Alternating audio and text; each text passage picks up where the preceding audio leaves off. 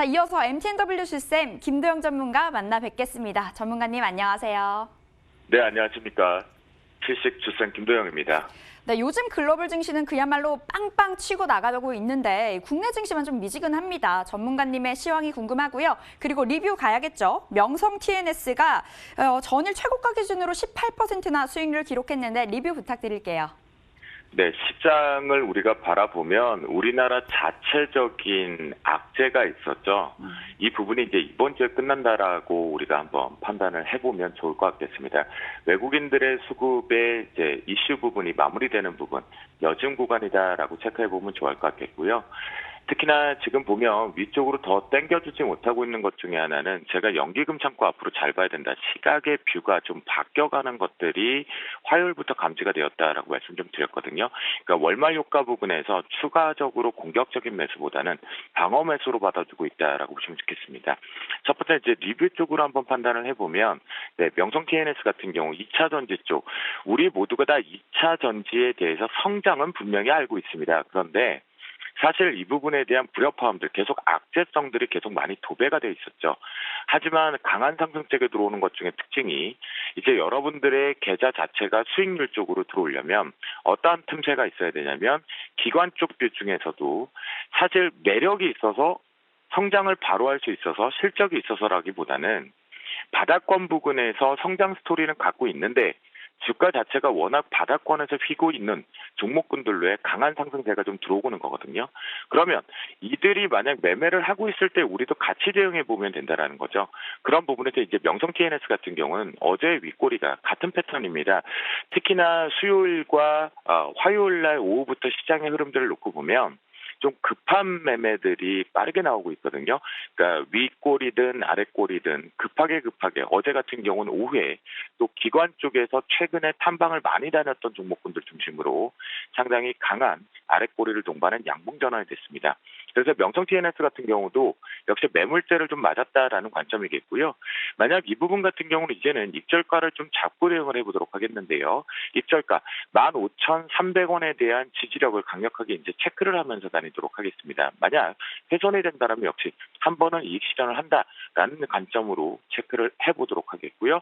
하지만 이 부분을 다시 한번 관심 종목에 넣어두고 내년을 이용하는 패턴에서는 계속 가져가야 된다. 제가 지난번에 나무가 때도 이런 말씀을 좀 드렸어요. 섹터 부분에 대해서는 반드시 매매가 끝났다고 해서 버릴 게 아니라 집어 넣어놓고 다시 재매수를 노려야 되는 섹터들을 언급드리겠다라고 말씀 좀 드렸거든요. 2차 전지 그 부분에도 해당이 된다라고 말씀 좀 드립니다. 그리고 미국 시장 같은 경우는 사실 기대했던 것 기준에서 추가적으로 이제 사실 이 상승 파동에 대한 제 기준입니다. 제 생각 기준에서 S&P 500 같은 경우는 보여주고 싶었던, 보여줄 확률이 좀 높았던, 보여줄 수도 있고 보이지 않을 수도 있었던 부분에 저 역시도 집중적으로 좀 보고 있었던 시점이었는데요.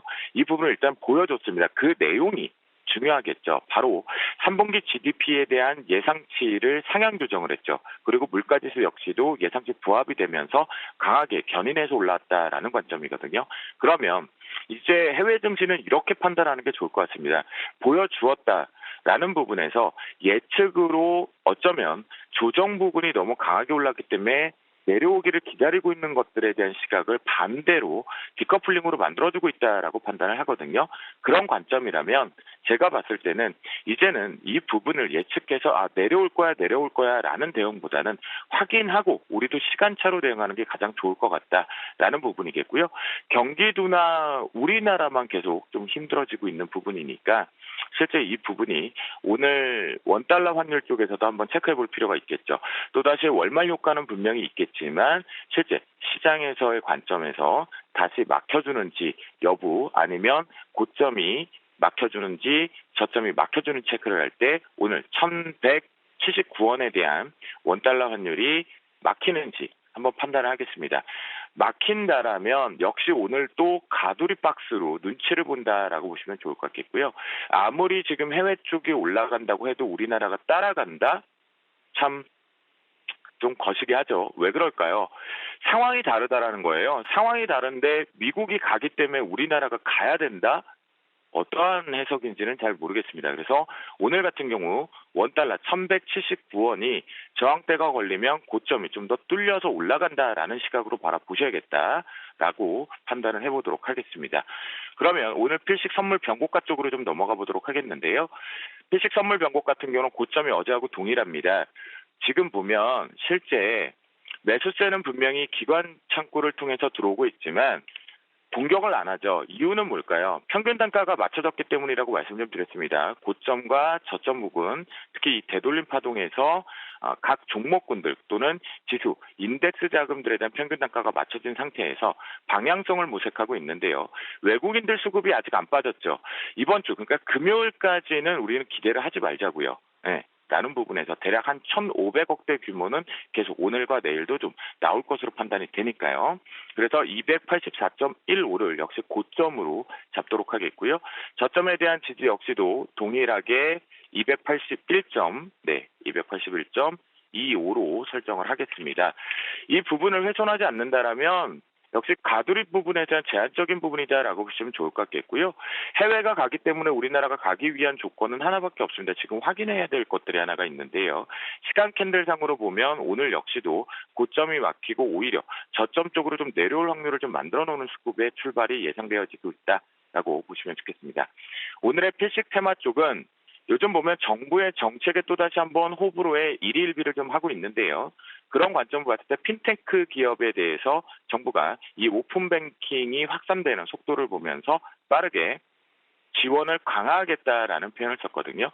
그런 관점에서 간편인증과 핀테크 기업에 대한 틈새, 매매 트레이딩 또 해보도록 하겠습니다. 수혜주 쪽으로 첫 번째 종목은 웹캡시를 언급을 좀 드려보도록 하겠는데요. 트레이딩 관점 쪽에서는 충분히 매매 트레이딩이 나온다라는 관점에 강력한 지지력과 손절 라인을 잡고 들어간다라면 이 부분을 판단하겠습니다. 42,800원 훼손하지 않는다라면 역시 트레이딩 쪽으로 보면 좋을 것 같겠고요. 앞부분에서 먼저 반응하면서 올라갔던 것이 요즘 우리가 NC소프트를 보더라도 뉴스에 팔아라가 좀 걸려있다. 그만큼 투자 심리가 뭔가 호불호가 지금 있다보다는 심리적으로 좀 위축되어 있는 부분 때문이겠죠. 그런 부분에 놓고 봤을 때 먼저 반영되었다라는 선반영 부분 놓고 판단을 해보면 위쪽에 트레이딩 매물대는 충분히 소화를 할 수 있다라는 관점이겠고요. 두 번째 종목으로 아톤입니다. 아톤 같은 경우는 신규 상장자 부근에서 아직은 오버행 이슈가 정확하게 나오는 시기는 아니겠죠. 그래서 트레이딩 쪽으로 놓고 판단을 해봤을 때 매매 부근에서 강력한 지지력은 42,600원 훼손하지 않는다라면 역시 트레이딩 쪽으로 끌고 올라간다라는 부분이겠고요. 매물대 같은 경우는 한 47,000원대 초반부에 걸려있다라는 거 체크해보도록 하겠습니다. 세 번째 종목으로는 사실 가장 강점에 지금 시장점을 1위이지만 수급적인 이슈 부분 때문에 제대로 올라가지 못하고 있는 이 세틀뱅크인데요. 세틀뱅크 같은 경우에는 하지만 손절가 바닥권에서 아직 수급이 안정화되지 못했기 때문에 직전 저점 부분으로 설정을 해서 28,350원을 저점 구간으로 잡고 대응을 해보도록 하겠습니다. 마지막으로는 이 세틀뱅크와 연결고리가 있는 미넨지인데요. 미넨지 같은 경우는 사실은 서비스 쪽에 주력을 하다가 간편인증 쪽으로 이제 서비스를 좀 확대하고 있다는 부분이겠죠. 이 부분을 놓고 판단을 해보면 미넨지는 부가 서비스에서 간편인증 쪽에 매출 추이를 좀 더 다각화하고 있다라는 관점에서 16,100원 훼손하지 않는다라면 역시 매매 트레이딩 쪽으로 잡아가 보자라고 말씀을 좀 드려보도록 하겠습니다. 전체적으로 조금 지루할 수도 있고 뭔가 해외하고의 디커플링 때문에 답답하실 수 있는데요. 그게 이제 시장에 대한 결국은 자금 플로어들, 수급들이 어디로 이동하느냐라는 부분이거든요. 우리나라 자체적으로 걸려 있었던 악재, 그 부분에 대한 외국인들 시각은 이번 달에 종료가 됩니다. 금요일날 종료가 되기 때문에 이 부분이 이제 잘 견디셨고 이겨내셨고 이 속에서 우리가 집중해야 될 종목은 실제 수급이 들어오고 있는 기관 수급 쪽에 저는 집중을 해야 된다고 생각합니다. 주체가 누군지도 모르면서 매매 트레이딩을 하지 말자라고 말씀 좀 드려봅니다. 오늘도 화이팅 하시고요. 외쳐봅니다. 오늘도 지식